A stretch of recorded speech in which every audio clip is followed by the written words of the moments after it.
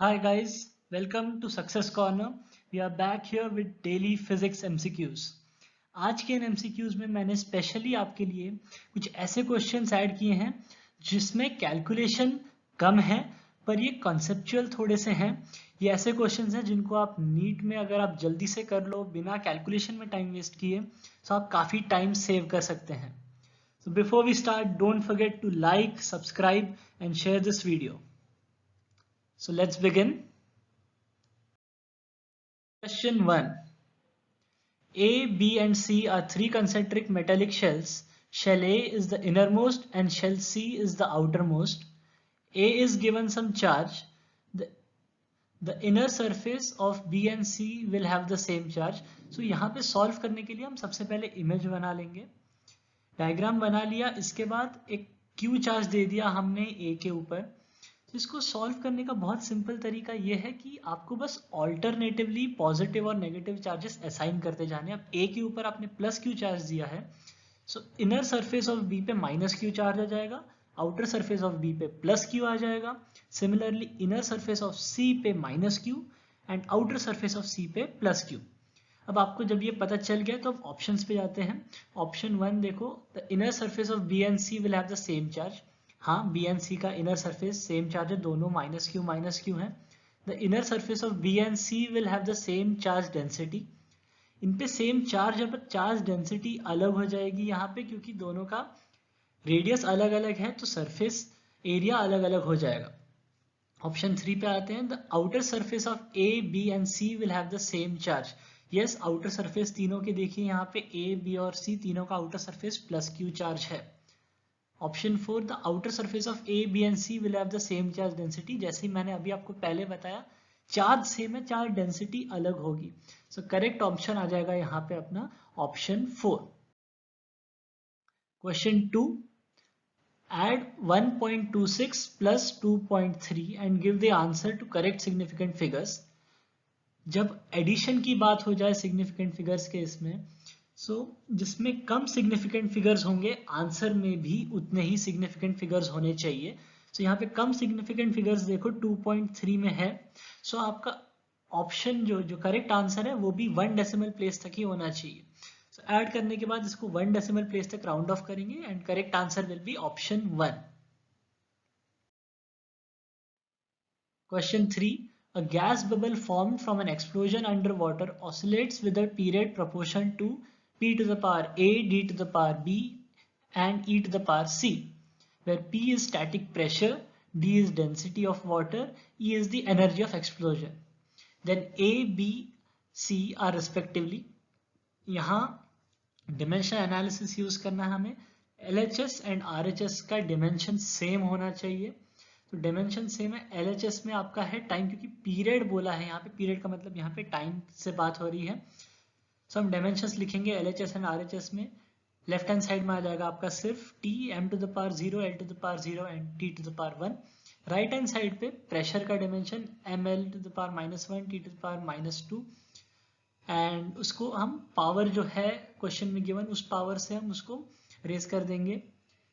और फिर आ जाएगा डेंसिटी का dimension ml to the power -3 and फिर उसके बाद है एनर्जी का डिमेंशन आपको पता है ml² t-2। हम पावर्स को अंदर मल्टीप्लाई कर देंगे, सारे m के पावर्स एक साइड, l के पावर्स एक साइड, t के पावर एक साइड। अब सबसे पहले m पे ध्यान देते हैं। लेफ्ट हैंड साइड पे m to the power 0 है, LHS में भी राइट हैंड साइड में भी m to the power 0 होना चाहिए, therefore a plus b plus c is equal to 0। Similarly L के केस में देखते हैं, -a -3b plus 2c will be equal to 0। अब t की पावर 1 है, that means -2a -2c will be equal to 1। ये तीन इक्वेशंस हैं, हम इनको सॉल्व करेंगे। सॉल्व करने के बाद जो आंसर आएगा it is the correct answer. So answer जो आपको मिलेगा दैट विल बी ऑप्शन 3, मतलब a is equal to -5/6, b is equal to 1/2 and c is equal to 1/3। Question 4. An electron enters in an electric field with its velocity in the direction of the electric lines of force. Then यहाँ हम बाकी options को देखने में time waste नहीं करेंगे, बहुत simple question है ये। इलेक्ट्रिक जो वेलोसिटी है इलेक्ट्रॉन की वो direction of the electric lines of force है, बट इलेक्ट्रॉन जो आपको पता है नेगेटिव चार्ज है, मतलब जो फोर्स एक्ट करेगा वो ऑपोजिट डायरेक्शन में होगा। तो सिंपली इसका आंसर क्या हो जाता है, option 3, the velocity of the electron will decrease, क्योंकि फोर्स ऑपोजिट डायरेक्शन में है वेलोसिटी के। Question 5. Electric charge is uniformly distributed along a long straight wire of radius 1 mm. The charge per centimeter length of the wire is q coulomb. Another cylindrical surface of radius 50 cm and length 1 meter symmetrically encloses the wire as shown in the figure. The total electric flux passing through this cylindrical surface is. Students यहाँ पे भी calculation करने लग जाते हैं कि 50 centimetres given है और उससे फिर कुछ ढूंढने लग जाते हैं। ऐसा बिल्कुल नहीं करना है, बहुत सिंपल क्वेश्चन है ये भी। यहाँ देखो चार्ज पर सेंटीमीटर लेंथ गिवन है q कूलम, और आपको जो आउटर सरफेस है उसका लेंथ देखो 1 मीटर गिवन है।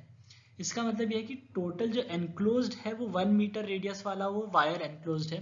सो 1 मीटर में 100 सेंटीमीटर आते हैं, मतलब टोटल चार्ज आपका एनक्लोज्ड कितना हो गया, 100 क्यू। अब चार्ज एनक्लोज्ड आपको पता है तो फ्लक्स आप आराम से ढूंढ सकते हैं, because flux is equal to charge enclosed by epsilon naught. So correct answer आ जाएगा आपका यहाँ पे option 2, that is 100 Q by epsilon naught. Question 6.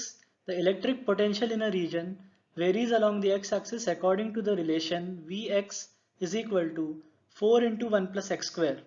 Therefore, आपको पोटेंशियल पता है यहाँ पे इलेक्ट्रिक पोटेंशियल, तो आप electric field easily find out कर सकते हैं। Electric field is equal to minus dv by dx, यहाँ माइनस साइन नहीं भूलना है। सो इलेक्ट्रिक फील्ड आपको मिल जाएगा माइनस 8x। अब आते हैं फर्स्ट ऑप्शन पे, force experience by 1 coulomb charge at x equal to -1 is 10 newtons. तो अब इलेक्ट्रिक फील्ड पता है, electric field into charge force होता है, चार्ज 1 कूलम बोला है, हम सब्स्टिट्यूट करेंगे वैल्यूज तो आपको मिलेगा 8 न्यूटन्स। सो ये फर्स्ट ऑप्शन गलत है, 10 न्यूटन्स नहीं है। Option 2, a uniform electric field exists in this region along x axis. Uniform नहीं है इलेक्ट्रिक फील्ड क्योंकि ये वेरी कर रहा है विद x, क्योंकि इलेक्ट्रिक फील्ड का फॉर्मूला देखो यहाँ पे, फॉर्मूला सॉल्व करने पे क्या आया हमारा, -8x। Third option, the force experience by positive charge at x is directed along negative X axis. ये एकदम करेक्ट है क्योंकि चार्ज पॉजिटिव है तो चार्ज इनटू इलेक्ट्रिक फील्ड हमें फोर्स मिलेगा और फोर्स नेगेटिव एक्स के अलोंग एक्ट कर रहा है। So this is correct. So correct answer आ गया हमारा ऑप्शन 3। ऑप्शन 4 एक बार फिर भी देख लेते हैं, the force experience by negative charge is directed along negative X axis.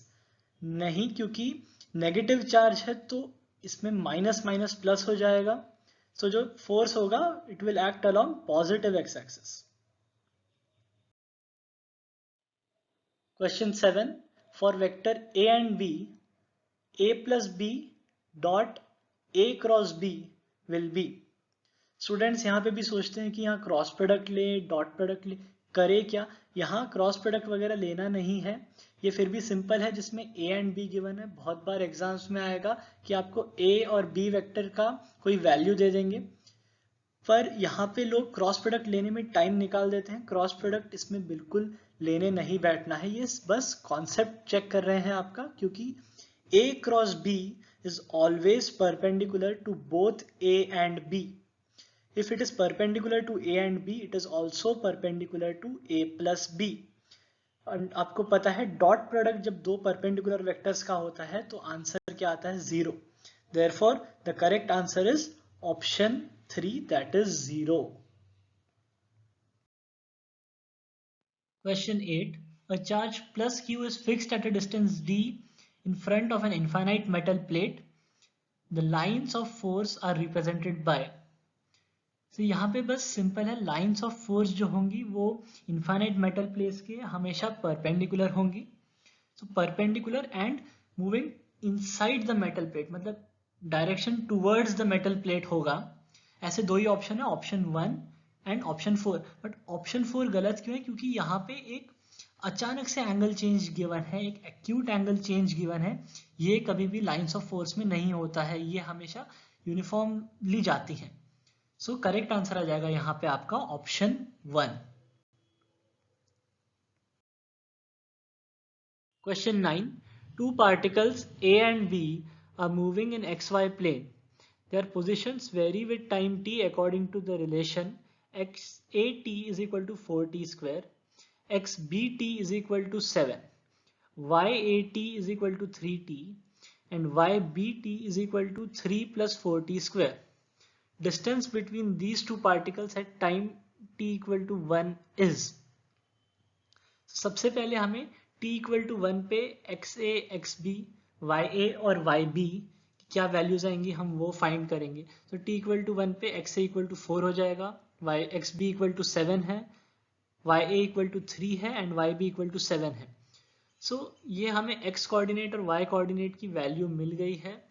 अब x और y कोऑर्डिनेट की दो वैल्यू मिल गई, इसके बीच का डिस्टेंस फाइंड करना बहुत इजी है.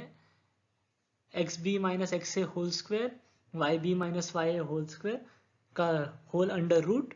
तो डिस्टेंस का फॉर्मूला यही होता है, आपको पता है. डिस्टेंस निकाल लेंगे एंड डिस्टेंस आ जाएगा 5.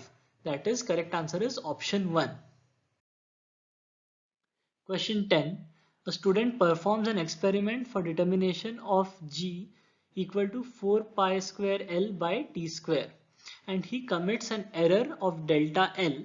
For that he takes the time of n oscillations with the stopwatch of least count delta t and he commits a human error of 0.1 seconds.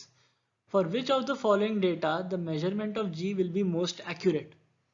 So यहाँ पे भी लोग एक बहुत बड़ी मिस्टेक करते हैं. वो हर एक ऑप्शन से एरर कैलकुलेट करने लग जाते हैं और फिर ढूंढते हैं कि किसमें सबसे कम एरर होगा. पर ऐसे क्वेश्चंस में आपको थोड़ा सा दिमाग लगाना है, ये आपका टाइम सेव कर सकता है. नीट में टाइम बहुत इंपॉर्टेंट है. यहाँ पे बस ऑप्शंस पे ध्यान दो आप. अगर आपको एरर मिनिमम चाहिए इसका मतलब है डेल्टा एल मिनिमम चाहिए और डेल्टा टी भी मिनिमम चाहिए. सो ऑप्शंस पे ध्यान देंगे. डेल्टा एल किस में मिनिमम है? ऑप्शन 4. डेल्टा टी भी ऑप्शन 4 में ही मिनिमम है. एंड दोनों में इसमें एन पे भी ध्यान दो. इसमें 50 रीडिंग्स मतलब जितने ज़्यादा रीडिंग्स लोगे उतना एरर रिड्यूस होता है. तो इसमें एरर भी कम है एंड रीडिंग्स भी ज़्यादा है. मतलब मोस्ट एक्यूरेट कौन सा मेजरमेंट होगा? That is option 4. इसमें एरर भी कम है एंड रीडिंग्स भी ज़्यादा है. तो करेक्ट आंसर इज ऑप्शन 4. बिल्कुल भी कैलकुलेशंस नहीं करनी है. सबसे पहले ऑप्शन पे ध्यान देना है. ये आपका बहुत वैल्यूएबल टाइम जो है नीट में इसको बचा सकते हैं, ताकि जो न्यूमेरिकल बेस्ड क्वेश्चंस है जिसमें ज़्यादा कैलकुलेशन की ज़रूरत है आप उन क्वेश्चंस पे वो टाइम डेडिकेट करो. ऐसी जगह पे थोड़ा सा दिमाग लगा के करेक्ट आंसर फाइंड करेंगे. So these were the 10 MCQs. I hope आपने आज सीखा होगा कि टाइम कैसे बचा सकते हैं उन क्वेश्चंस में जहाँ पे कैलकुलेशन की ज़रूरत नहीं है. Keep following this videos. मैं ऐसे ही आपको बीच बीच में नए नए टिप्स देते रहूँगा. And please like, subscribe and share this videos. I hope आप काफ़ी सीख रहे होंगे इनसे. एंड ऐसे ही शेयर करो ताकि बाकी लोग जो हैं, जो आपके फ्रेंड्स हैं, क्लासमेट्स हैं, वो भी ऐसे ही सीखते रहें. Thank you so much.